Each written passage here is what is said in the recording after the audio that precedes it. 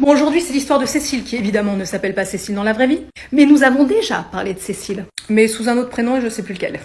Bon, petit résumé rapidos de l'histoire de Cécile et de Cédric, qui lui non plus ne s'appelle pas Cédric dans la vraie vie. Cédric et Cécile se séparent. Cécile promet d'accepter la demande de garde alternée à Cédric, puis finalement retourne sa veste et lui dit non, non, non, ce sera une garde comme on connaît tous, on connaît la chanson, hein, un week-end sur deux, la moitié des vacances scolaires et sois content. Mais tout en prenant l'engagement quand même envers Cédric, comme Cédric travaille à proximité de la maison, puisque Cécile a gardé la maison, tu peux passer le soir en rentrant du chantier quand tu rentres tôt ou... Passe, pas de problème. Donc évidemment, Cédric, il est tout content. Combien de fois il a appelé pour savoir s'il pouvait passer venir embrasser ses gosses? Et bah autant de fois qu'elle lui a répondu non. Ah bah non, hein, tu débarques pas comme ça à la maison. Hein. Il y a une décision de justice. Hein. C'est la moitié des vacances et un week-end sur deux. Et te plains pas, t'as déjà le droit d'embrasser tes enfants 4 jours par mois. Voire une semaine si c'est des vacances.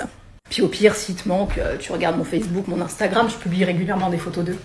Donc voilà le contexte. Et là, on pourrait se dire que Cécile, bon, elle a décidé de faire chier Cédric, ok, mais que ça s'arrête là, parce que leur séparation, elle commence à dater un petit peu, d'autant plus que Cécile a refait sa vie. Et là, on se dit, les cœurs sont apaisés, des terrains d'entente vont être trouvés, des arrangements vont être effectués. Eh ben non.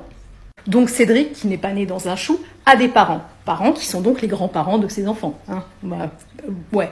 Jusque-là, logique, Gwen, on est d'accord. Mais voilà, tout ça pour dire que ce sont des petits-enfants qui ont la chance d'avoir encore leurs grands-parents. Et la mère de Cédric fêtait son anniversaire. Donc elle organise ça sur un samedi de façon à s'assurer d'avoir le maximum de personnes de la famille avec elle. Ses enfants, ses petits-enfants. Et donc Cédric, naturellement, il a demandé à Cécile si exceptionnellement, il était possible de s'arranger pour le week-end, quitte à l'échanger. Ou qu'ils ne prennent les enfants que le samedi pour l'événement. Ils viennent les chercher le matin, ils les ramènent le soir. Et là, on pourrait se dire que le bon sens et le bon cœur de Cécile lui auraient fait dire oui tout de suite.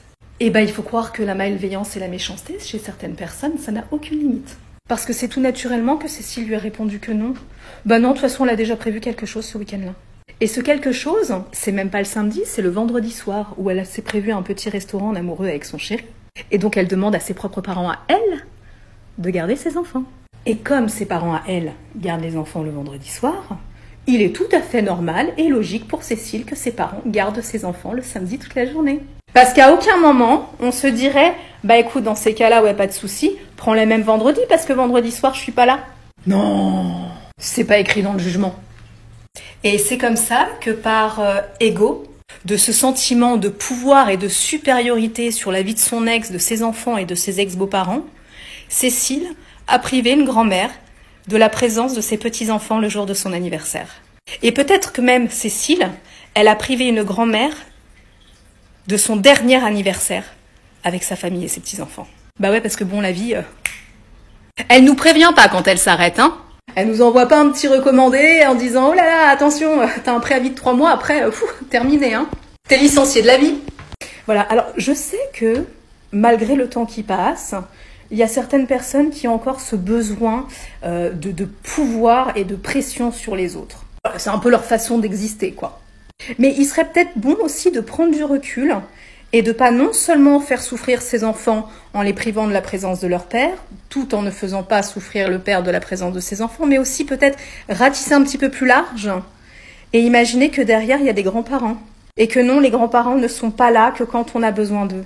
Et que ces grands-parents-là sont tout aussi importants dans l'équilibre et l'évolution des enfants.